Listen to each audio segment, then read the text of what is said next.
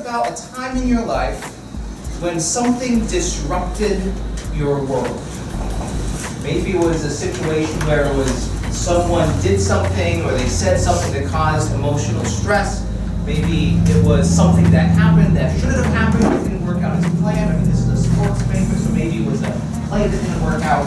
Maybe it was a game that you lost. Maybe you didn't make the team one year. Maybe it was an injury. Whatever it is, think about this disruption.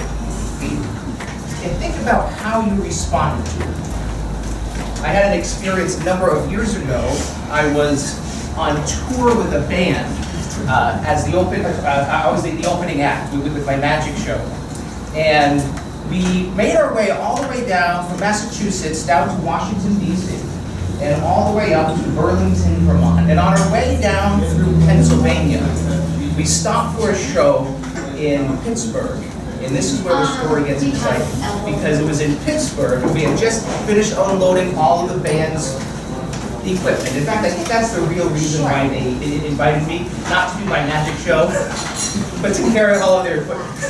So we just finished unloading all of their stuff, and I went back out to the tour van to get my suitcase so I could set up order for my set. But just as I got outside, I became abundantly aware of two street thugs lurking about.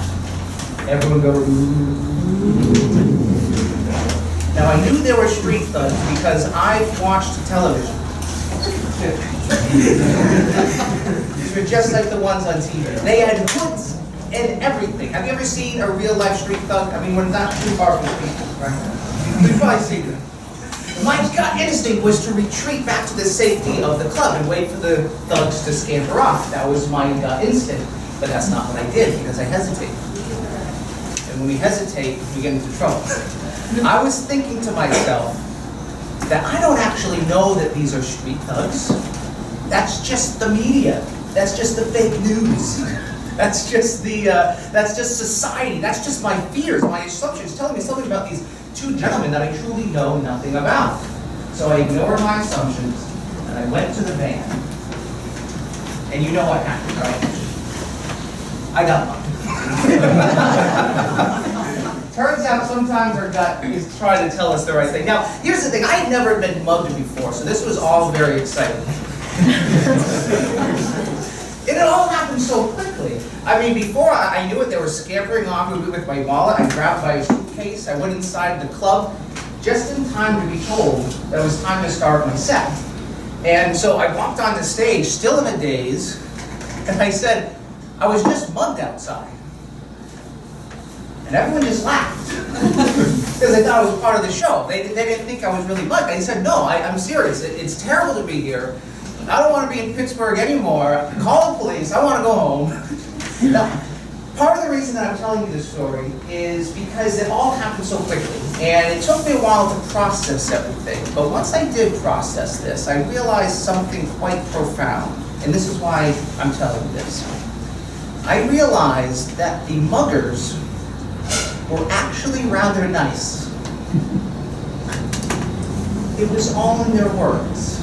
Our words have power. Our words have the power to lift us up, and they also have the power to drag us down. And as they stole my wallet, these street thugs did their part to help build me up. This is what they said after pushing me up against the van. They said, stay cool. Give it up. Did you catch it? Now, at the time, I didn't catch it right away. It took me a little while to realize what they had just said. Stay cool. Give it up. In order to stay cool, you have to already be cool.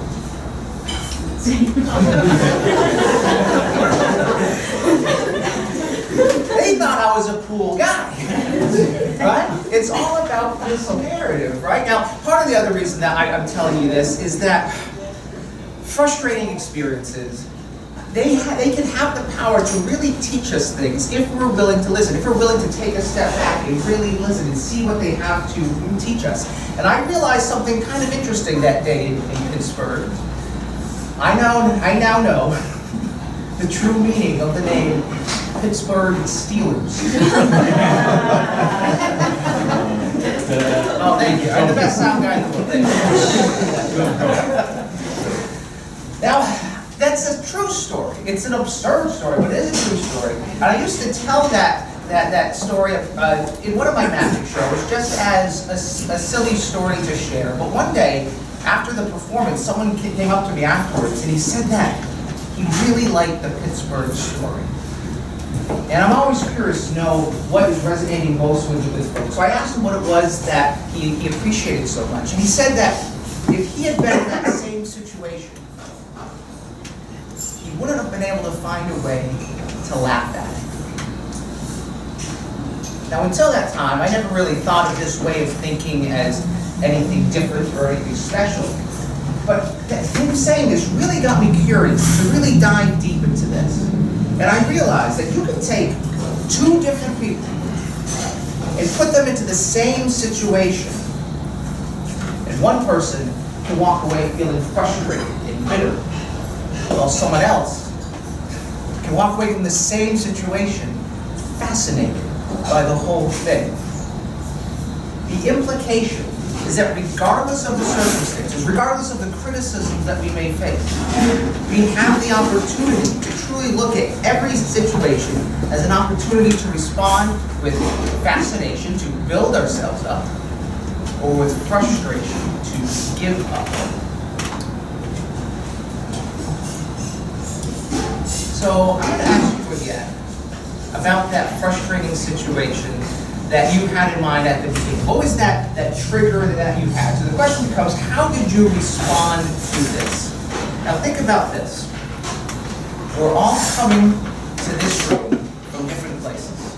All walks of life, all different examples. And yet we're all gathered here in the same room. And yet even though we're all here in the same room, we're all experiencing something different that we can't do. It's because of all the different perspectives that we're using to interpret these events around us. Now, if we wanted to change our experience, we could, of course, leave the room. But what about those situations where we can't? What about those situations where the disruption to our world isn't from something outside of us, but it's within us? Maybe it's an emotional block or a mental block. What then? I would argue that we can still change our experiences in these situations. This is my thesis, and perhaps you've probably already guessed it. We can change our experience by changing our perspective. Now, as I was walking up here, I heard someone whisper that they were hoping I was going to do a magic trick. Well, you're in luck. Everyone go, yay! Yay! That wasn't enthusiastic yet. That wasn't enthusiastic yet. Yeah, you can tell that they're sports fanatics. This is also kind of like a riddle, though. It's like a thought experiment. With a knot tied in the handkerchief, how can I get the knot out without me untying? How do we do this? Who said it? What's your name? Daniel? I did. All right. Now, Daniel had the right answer. He said, if you can't untie it, just slide it off. Because I think you saw that I did tie a very special type of knot in this. This is called a slip knot. All you have to do is tie it the right way, then you just slip it right off. It works every time. You just tie it on, you slip it right off. And every time I do this, you know what people say to me, Daniel? You don't know? That's cheating. That's cheating. Well, I suppose if it wasn't a magic trick, it would be cheating. But people ask me, they say Jonas, because that's my name. They say, Jonas, do it again. They ask me, Jonas, do it again. Almost in unison, thank you. Well, there's the thing, I can't do it again, because there's a rule in magic. You never do the same trick twice with the same line. Daniel, do you know why this is? We know for sure. What's that? We know it's right. That's exactly right. You already know what's going to happen. It ruins the supply. You have a better chance of figuring it out, right? But this is kind of what positivity is all about. Thinking ahead, thinking about all the different possibilities. But Daniel, if the rule is that I can't do this again, I can just have someone else do it again. Will you please stand up over here? Give Daniel a nice big hand.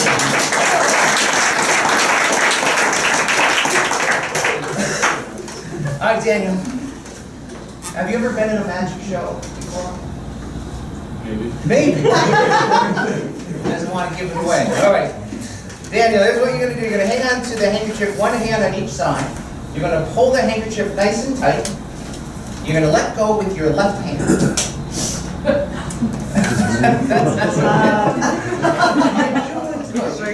This isn't easy. You're going to take your hand. You're going to wave it over the knot. And you're going to say the magic words. Abracadabra. I've seen this before. It has been a magic show. That works. Take your hand, wrap it around the knot, and just pull the knot right up.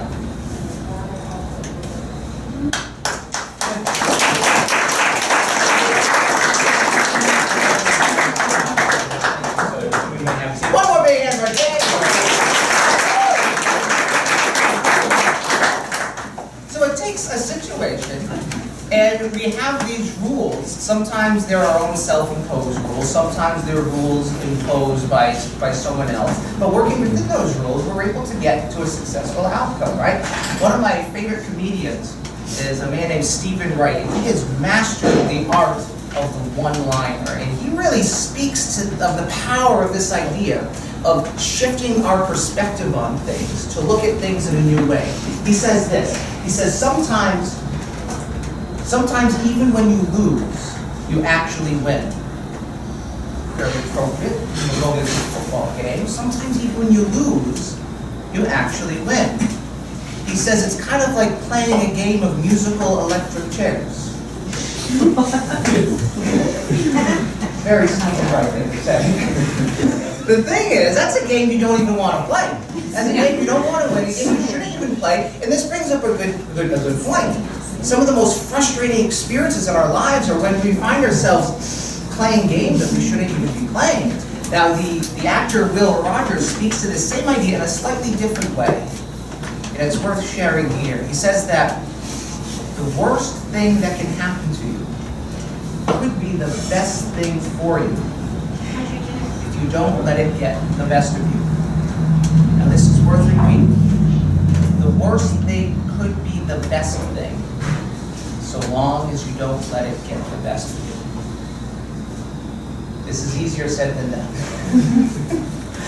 But I know from personal experience, and I know several of you probably have your own examples of this, that when you work on this, when you practice this, when you hone this ability every day to consciously choose fascination rather than frustrating, it will reveal a whole other world to you. You don't have to take my word for it or anyone's word for it. You can take the word of science. There's research that backs this stuff up. According to research, it's shown that 50% of our lives is outside of our control.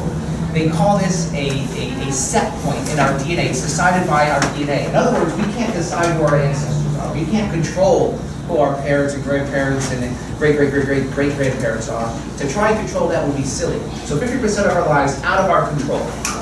Now another 10% is our circumstances. It's the environments that we find ourselves in, right? So that's 10% of our lives. It's the things that happen to us.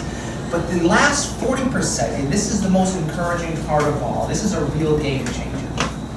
40% of our lives, it's our choices, our intentional activities. It's the things that we choose to do, whether by default or by design. In other words, what we choose to focus on has the ability to change our experiences. The psychologist Dr. Rick Hansen supports this claim. In fact, he says that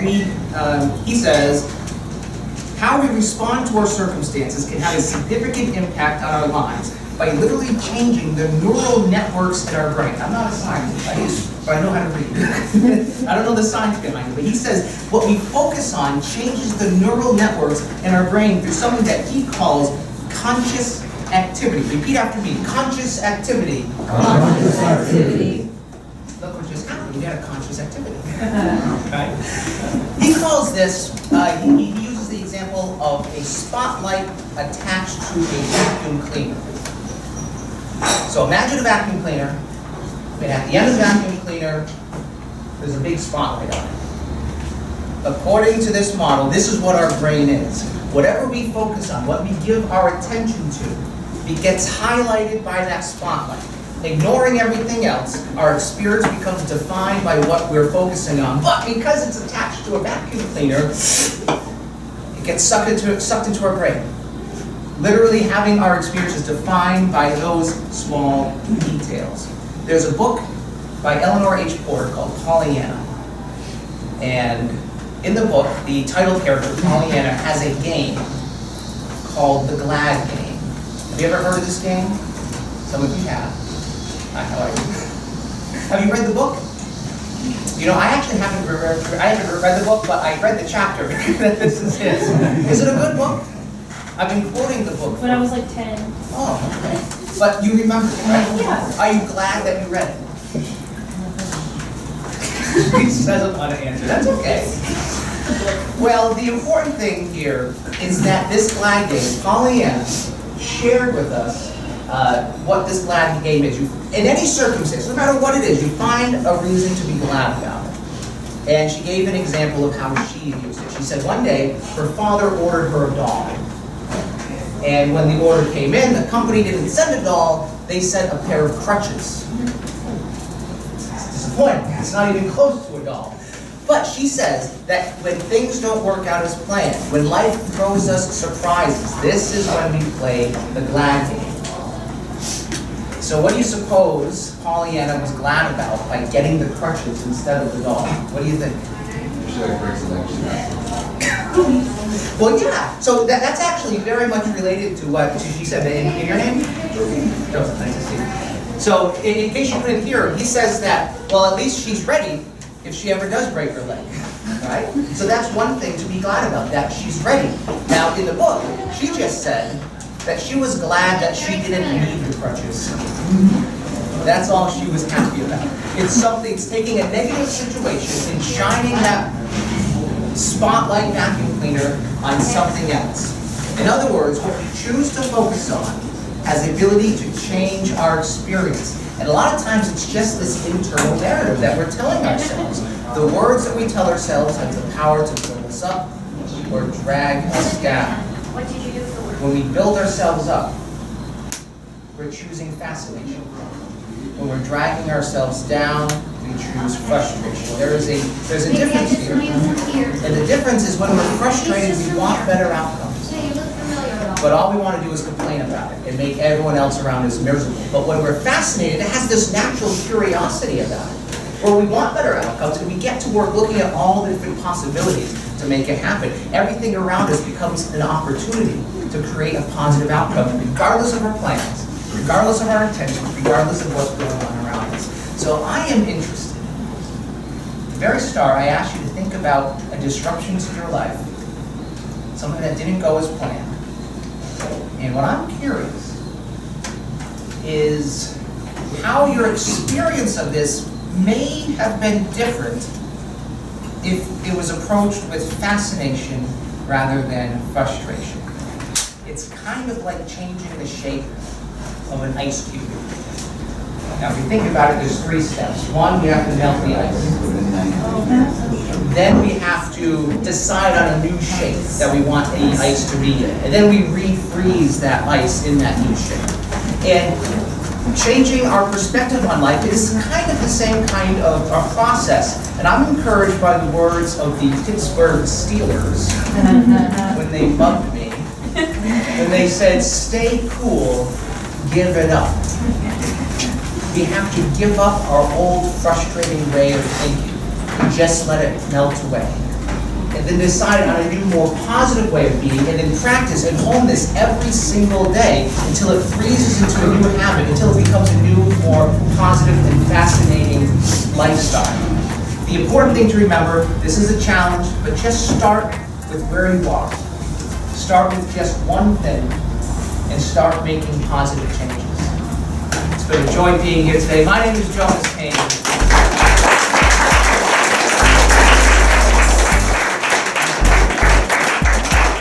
Well, thank you, Jonas, for teaching us, I guess, a little bit, giving a little enlightenment about positivity. Hope you take something away from it.